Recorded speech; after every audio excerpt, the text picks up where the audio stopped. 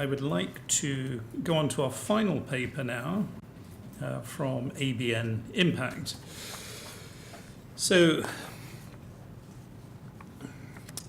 Abn Impact is one of the fastest growing agencies in Asia, and now being in Hong Kong, China, Singapore, Thailand, South Korea, Philippines, as well as locally here in Indonesia.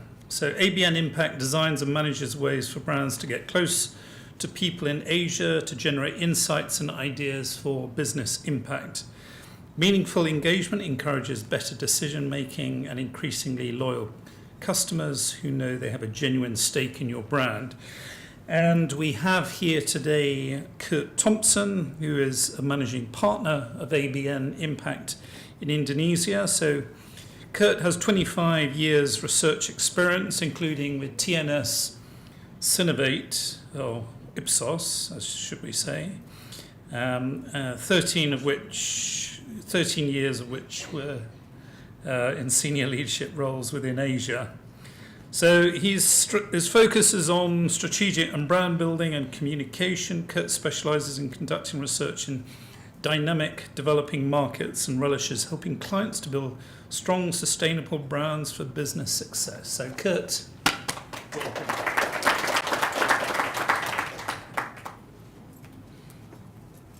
Thank you very much, Piers. Good morning, everybody. Good morning.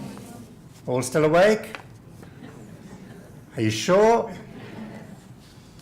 Now, it's always, I don't know how good it is coming on last, because everybody wants to plan their lunch, go to their office, catch up on their emails, all that kind of thing.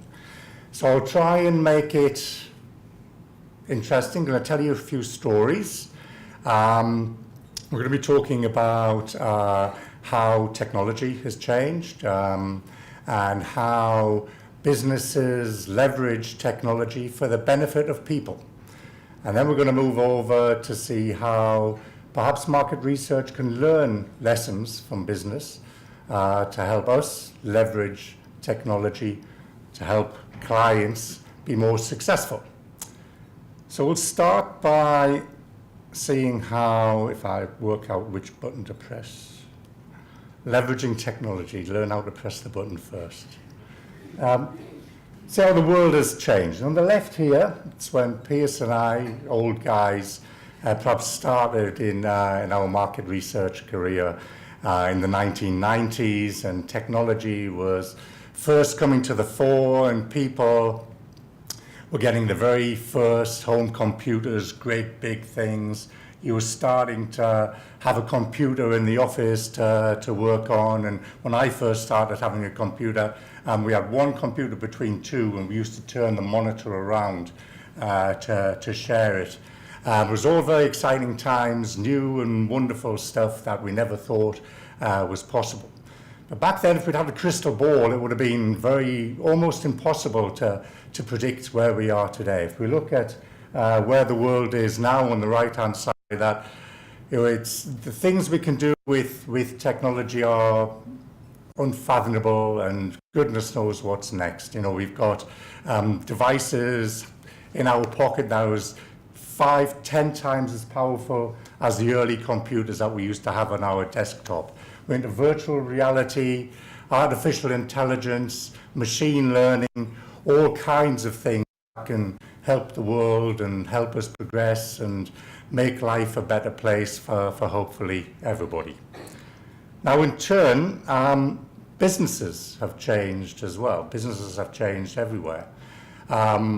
So we see what businesses look like on the left-hand side here in Indonesia, and on the right, things have moved forward. And the first story I want to talk about is Gojek. Gojek has moved from, just in 8 years, it was first established in 2010. I believe they had 20 motorbikes, 20 drivers, ferrying people around Jakarta. And in 8 years, it's grown to be in the top 10 most powerful and influential companies in Indonesia. It even gets mentions globally as being a real groundbreaking company. Now, what is Gojek? I mean, people think that Gojek is perhaps a ride-sharing company or even a logistics company. But really Gojek is it's a technology company, and it utilizes and leverages technology to really for the benefit of people. Let's not say it's customers, because everybody can be a customer of Gojek. So it's helping make life more convenient for people. Help people get what they want when they want. And it's been tremendously successful. And for the user, it's very intuitive. It's not rocket science. What's behind it is tremendously sophisticated, but using the app, really easy to get absolutely anything you want when you want. So Gojek is a truly customer-centric organization that leverages technology purely for the benefit of its users, for people. Now moving on to something different, to a company that isn't actually here in Indonesia, but you will know about this company. I'm sure everybody's heard of Amazon, and on the left here the image is actually of Alexa. It's AI-based voice recognition system. Now it's an interesting fact that Amazon has more than 2,000 people employed working solely on improving their AI technology, their voice recognition, artificial intelligence technology. Now, you could say that some of the competitors to Amazon and similar companies to Amazon are the retail outlets we've got on the right. All of them are here in Indonesia. Now, I'm making a little bit of a guess, and I might be wrong, but I think an educated guess would say that collectively, these companies don't have anybody working on artificial intelligence. Maybe wrong, they might have a handful, but I don't think they've got anybody working on artificial intelligence. And I think if you were to talk to Hypermarket or Carrefour or any of the others and ask them why, they would probably say, well, what's that got to do with our business model? You know, we've got space, we've got shelves, we stock products on shelves the best way we can, so people buy these products, get the pricing right, get the displays right, work with our customers, which are manufacturers, and some of you are the customers of these hypermarkets here, to understand the best point of sale material to make the shopping experience as effective as it possibly can. So why would they have a need for artificial intelligence? Maybe we should ask the shopper about that, though. Maybe we should think not from the point of view of the store and even the customers that are producing the goods that are sold in store, but from the customer themselves. Now, here we've got a selection of Indonesian shoppers, and I'm sure you'll all recognize them, and perhaps some of you can recognize yourself in some of these pictures as well. I want to focus on the one in the middle. So this is a woman who's out shopping with her 3 young children. And I just want to kind of set the scene with this woman. So it's actually a Saturday. Her helper isn't there, it's the day off. And her husband is out with his mates doing something that men here in Indonesia do on Saturdays. He might be playing football or watching football or doing whatever he's doing with his mates. So she's at home with her kids bored, and they're jumping up and down. And one of them, the girl in the middle, she says, I want some Indomie, I want Indomie now. And her middle brother says, yeah, I want some. And the little one, yeah, me too. And she says, oh, okay, that's great. She opens the cupboard, doesn't have any Indomie. Oh, God, how can I not have Indomie? Everybody's got Indomie. Yeah, but I need some stuff. I've run out of mangoes. I need some fruit and vegetables. Tell you what, we'll go to the supermarket, buy some Indomie, and I'll get my other stuff as well. So she said, okay, kids, we're going to go and buy some Indomie. Yay, great, except the little one. I don't want to go. I want the Indomie now. I don't want to go to the shops, Mama. Come on. So she struggles. She gets their shoes on. She gets them ready. And then the girl's starting to watch TV. But come on, you said you wanted Indomie. Let's go to the shops. Let's go to the store. So Finally, she drags them to the car, at which point their little one's screaming, don't want to go, don't want to go. She's getting all stressed and harassed. But she gets them into the car, and then she starts the car and starts driving. She only lives 2 kilometres away from Carrefour, so it's easy. Although she didn't know the work on the MRT, they're doing something special on her route to Carrefour. So instead of taking 15 minutes, it takes her an hour to get to Carrefour, and the kids are going mental at that point. Gets there, drives into the car park, it's packed because it's Saturday. The only space available is the furthest space from the store entrance.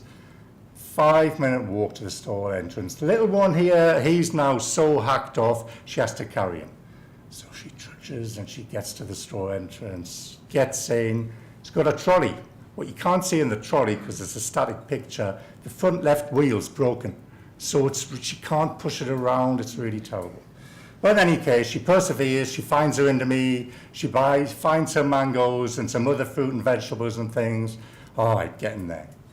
Goes to the checkout, queues up, long queue, because it's super busy on a Saturday, gets to the front, pay for the mangoes. She forgot to get the mangoes weighed. Oh.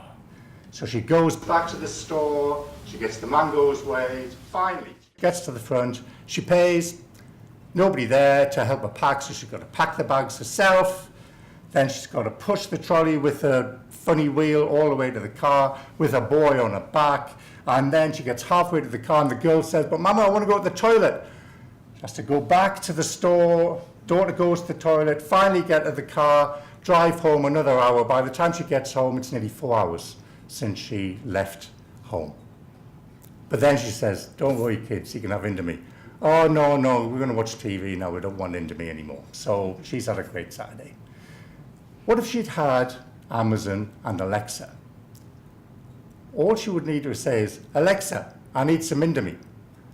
And within an hour, Amazon would have delivered her a box of Indomie. No hassle, kept the kids entertained at home, really, really simple. So now think about the customer experience. Think about how she would feel if she was to compare the two experiences. Which one is better?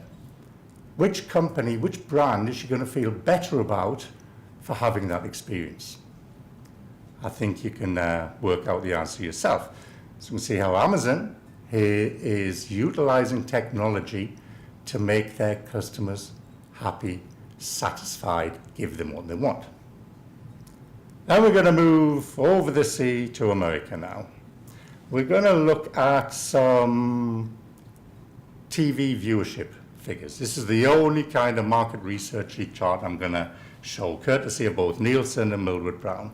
What this is showing here is between 2010 and 2016, how many hours per month different age groups watch TV. I'm going to say, with the exception of the old guys again, like Pierce and me, all TV viewership is going down over the last 6 years. It's gone up a little bit in the older demographic, but everybody else has gone significantly down the number of hours people are watching regular TV. Now, before we talk about why and how it's happened and what people are doing instead, just want to think of, lots of you here are advertisers, and this is happening here as well, not just in America. But if you're buying GRPs, the cost of the GRPs isn't going down, but the reach of your TV advertising is getting narrower and narrower and narrower as people are watching less, not just terrestrial TV, but cable and satellite TV as well. So the value you're getting for your advertising spend is going down in line with this. So remember that. But why is it happening? Now again, people are changing, people are different. In the past, when I was growing up, in fact, when all of you were growing up, I'm sure TV time would be spent with the family, with your siblings, with your mother and father, sitting in front of the one TV in the household. So here, there's only one person smiling, because only one person can choose what to watch on the TV. He's watching the football, and everybody else is bored out of the brain, going to sleep. The guy in the middle, he's quite into it. but everybody else, his big brother's asleep. The mother really, she's cursing underneath her breath. She's really hacked off. So, you know, people had to bend to the media. They had to adapt their behavior to what was available. Now things have changed because technology's moved on. There's other things available. Has anybody here got Netflix at home? Hand up, hands up, hands up. Actually, that's quite a lot. It's around 50% of you, and I'm sure those of you that don't have Netflix would have something competing, maybe from Telkomsel, iFlix, their competitor, Me2 thing. But about 50% of you have got Netflix, which is great, because that's what's happening. People are switching to Netflix, and you can see the viewing habits over time. This is between 2012 and 2016, it's switched. So now people are watching more Netflix than they are watching regular TV. I saw a study, it was actually a study that we did a short while ago, and really interesting. It said that of all movies watched in Indonesia, around 80% are watched on smartphone. Now, to me, that's unbelievable because I can understand the convenience, and you know, with Netflix, you can watch on any kind of device, anywhere, and other competing services are the same. But it kind of does destroy the family time when people are sitting together and enjoying the company. But still, 80% now of all movies are watched on a mobile. So that in itself, you know, the convenience, being able to watch what you want when you want, makes Netflix extremely successful. But there's one other bit on this slide that makes it even more successful. You all know, if you've got Netflix, that there's lots of different logins. So there's a login for you, your spouse, your children. Everybody's got their own login. So if they're watching, they log into their own, and Netflix remembers what you're watching and gives suggestions as to similar things for you to watch in the future.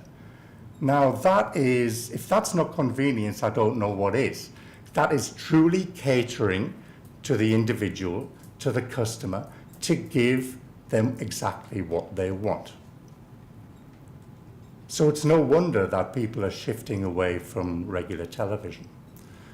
So what can market research learn from these companies, from Gojek, from Amazon, from Netflix, and a host of others? I heard Dini, I think she mentioned Dyson being a disruptive company earlier, and some others. What can we learn as market researchers, as market research, from some of these stories to be able to help customers, help our clients to be more successful in the future? Well, before we talk about that, let's just have a little bit of a look at market research, because we looked at what people were like and what companies were like back in the 1990s. Well, this is market research in the 90s, roughly in any case. So it's, you know, face-to-face, in-street interviewing, some telephone interviewing, perhaps CATI, and then kind of a focus group, qualitative interviewing.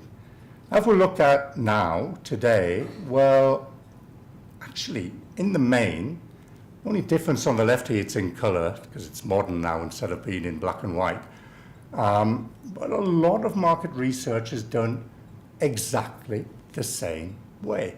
Yes, we've got to be fair. There is on the right-hand side, we do have, we've got mobile-enabled research, we've got online research, but I would hazard a guess, and Piers doing his industry surveys will probably know better than me, that perhaps 75% of all research done today is, with a few tweaks, pretty much the same as how market research was done back in the 1990s. And that is a little bit disconcerting when you look at how people generally have changed and how businesses have changed and how they engage with their customers have changed. And market research generally, if you look at particularly the big market research companies, hasn't changed a great deal in the past 25 years. Now that said, there's obviously a willingness to change. And you know, the papers you've seen today, and this is just me being a good team player, you've seen everybody here today is doing something to try and leverage technology to take market research forward for the benefit of you, the customers, to give you alternatives to your regular focus groups, to your U&A studies, to your random door-to-door samples, which I could talk about for hours, to give you something new and different, to be able to enable you to engage better with your customers to make better decisions. Now, what is ABN Impact doing in that place? Now, what we're trying to do is actually very much in line with what Netflix is doing. So we're actually using the internet, but engaging with people using the internet on mobile, mainly on mobile. But sitting on top of it, we've got artificial intelligence and machine learning to be able to get really into the heart of the people that we're talking to.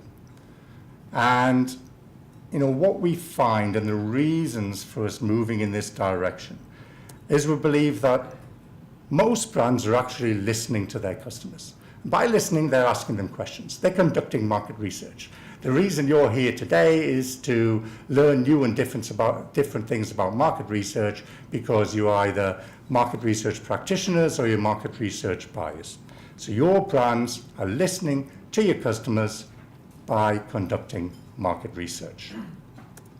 And some brands, not all, but some brands actually make some decisions and take some actions as a result of the market research you're doing, which is great.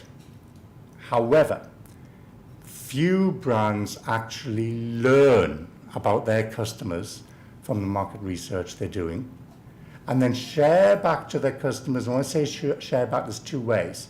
It's actually feeding back and being generous and engaging with your customers to say, thank you very much for the feedback, it's really helpful for us. But then taking that and giving the customers what they actually want. Unfortunately, everywhere, not just in Indonesia, what brands give their customers mainly is what they think they want. They sit in the back room, the super smart R&D people develop things and launch things that they're very proud of because they're very cool, very brilliant, great flavor or whatever, without really catering to what the customer wants, what people want. And this is why we've taken their technology, we've taken the methods we use, and then we've created wholly owned customer communities, or we like to call them insight communities. Now, insight community is a group of your customers, in the main only your customers, that we engage with multiple times. We engage with them over and over again, the same people, to build up a longitudinal understanding of what they want, what they need, and how they're evolving. We saw earlier, we're talking about, there was mention about social media and how people use and work with social media. Well, social media habits change as well. And we see that, at the moment, still Facebook's still there, but it's diminishing a bit. Instagram is going up. So to be able to understand on an individual basis how and when and why habits and motivations change can be tremendously powerful for you, our customer. And with that, some of the other benefits from insight communities. We talk about speed. And yeah, I'm going to say that with an insight community, because we've got this group of your customers already, we can do research very, very quickly. But the reason for that isn't just, we can turn around in 3 days or 4 days or 1 day as opposed to ad hoc 1 week or 1 month. It's the reason for doing things quickly is because the world is changing very quickly. Technology is changing very, very quickly. I'll tell you a quick anecdote. When radio was launched, it took 40 years to get 50 million radio listeners globally. 40 years. When TV was introduced, it took 14 years to get globally 50 million TV viewers. When Facebook was launched, it took 4 years to go from 0 to 50 million users. Now, WeChat isn't that popular here. But how quickly do you think it took WeChat to get from 0 to 50 million users? Anybody make a guess? Come on, Piers. How much? It was a little bit longer than 4 days, but it was a lot quicker than 4 years. 4 months to go from 0, from launch, to 50 million users.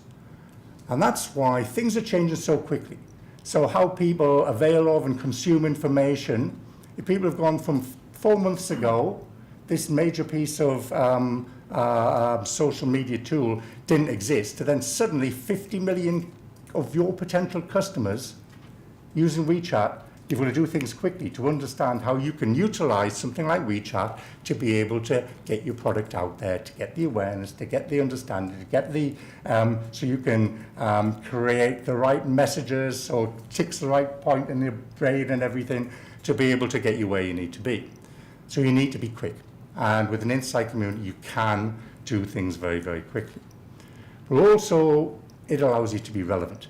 If you're asking questions for people, don't ask, never do a 1-hour questionnaire. It's like, you know, the poor person, I was going to call them a respondent, but you shouldn't call them respondents. They're people like you and I.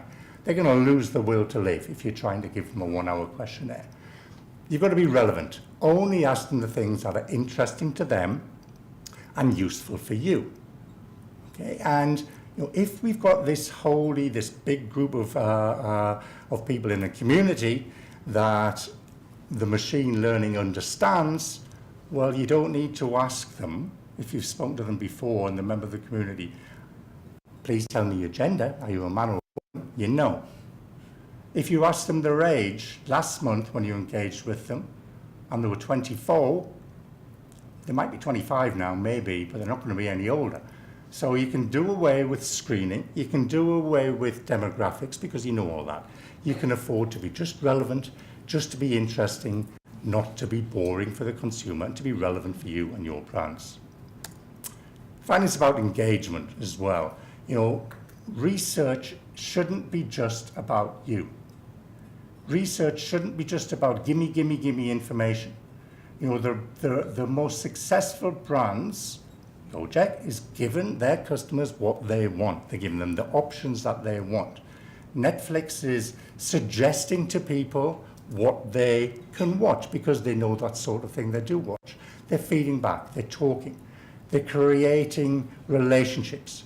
So you need to engage with your customers, to talk to them, to educate them, to give them information that they need. And ultimately, that's all powered by relationship memory. So this is the machine learning, this is the artificial intelligence that remembers everything, every single thing that your customers are telling the community and learning from it. So you can understand what's working when, so you can make more informed business decisions to de-risk the situation. So essentially, it's all about customer centricity. You can achieve true customer centricity when you know the right people, when you're asking them the right questions, and you share the results. So if research acts and behaves like the big successful companies that are utilizing and leveraging technology, we can help you as customers be more likely to be the next Amazon, the next Netflix, or the next Gojek. Thank you very much.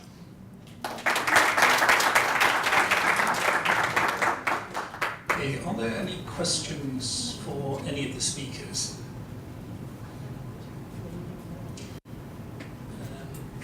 I might put one to Kurt. Do you use AI to determine questions that would be asked in a survey? In other words, traditionally you'd have a researcher putting in the list of questions they think they need to ask. So can AI actually be used to create questions without a researcher getting involved based on what they've said? Yeah, essentially. One of the commonest ways of using it is, let's say, 6 months ago we did a product test with people. We can send the products to their home, we can do an in-home home use test, or testing things that, or getting feedback from things that they've bought already and understanding what they think of them. And then we can look at that data and say that, okay, we want to now speak to people that are only using a particular brand of shampoo and that only don't particularly like that shampoo. So instead of screening for those people, we can go back and look at what people have said about a particular product or a particular concept, and then see so screen for them easier. Or we could be, let's say we do a concept test, and then the product is launched or the advertisement's launched, and then we can go back to the concept test and see the people that said, oh, if this was launched, I'd 100% buy it, versus those people that said, I definitely wouldn't buy it.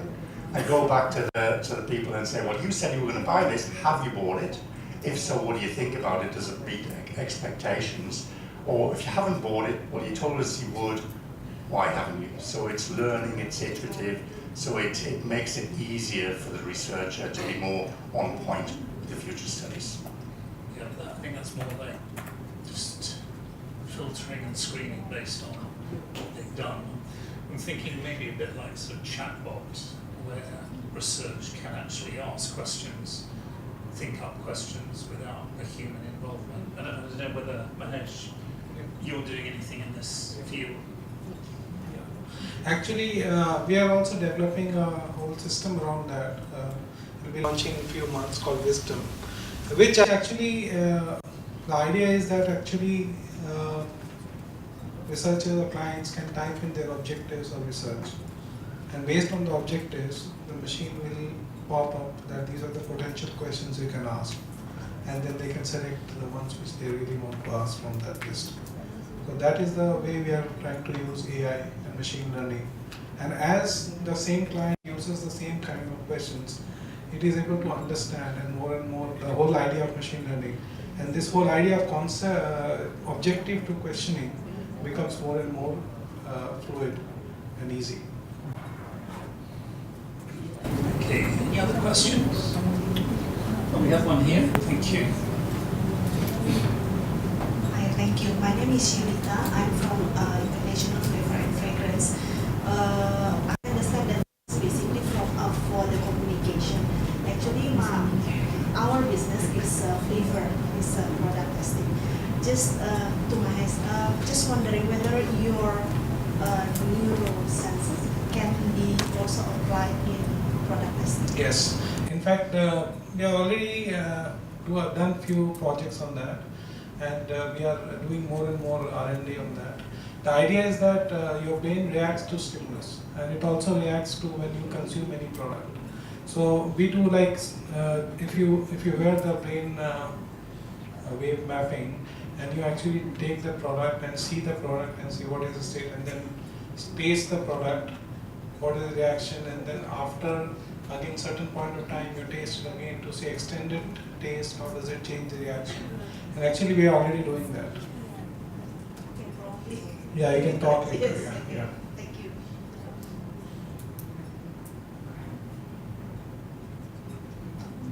Question over here. Sorry, I think it's okay. My question to Abn Impact. How long is the commitment, typical commitment from the panel, from the consumer panel, to gain valuable enough insight? And what is the typical cycle of learning that we get from the panel? Thanks. The bigger sized communities tend to be 1 year engagements, and then hopefully if we've done a good job and people like it, people renew for a further year. However, we can do more qualitative, smaller communities that can be shorter. Can be a week, 10 days, 3 months. But the bigger scale, the more advanced communities utilizing the higher technology tend to be 1 year engagements with a big group of people, 1,000+ people. And what about the learning cycle? It starts pretty much immediately, and the more you do, the more you utilize the community. course, the more you learn, the more you understand about your customers, and then the more predictive it can be in terms of their behaviours.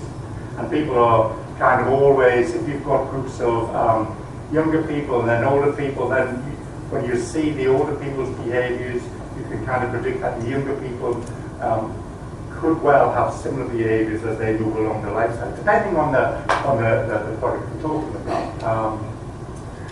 But it starts pretty much straight away in terms of the learning. You learn from we call them activities rather than surveys.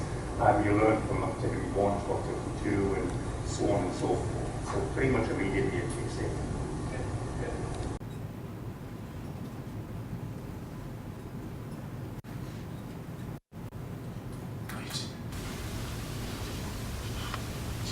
Okay, well, that comes to the end of the seminar today. Thank you all for coming, and many thanks to our sponsors, include BVA, BDRC, Try and Review, Neurosensum, Abn Impact, and Rakuten Insights. And there'll be a post-event survey. Look out for that. It'll be an email just to get your feedback on this event, because we do research as well. And the next stage of research seminar in Jakarta will be in June 2019. And we'll also, Asia Research is also looking for clients to take part in some research on the market research industry in Indonesia. So we'll be keen for you to follow through on that as buyers of research, because we're keen to get some more in-depth insight into that. So thanks again for coming. My name is Piers Lee, and very pleased you all came today. Very interesting range of papers on very important topics. So have a good day. Thanks.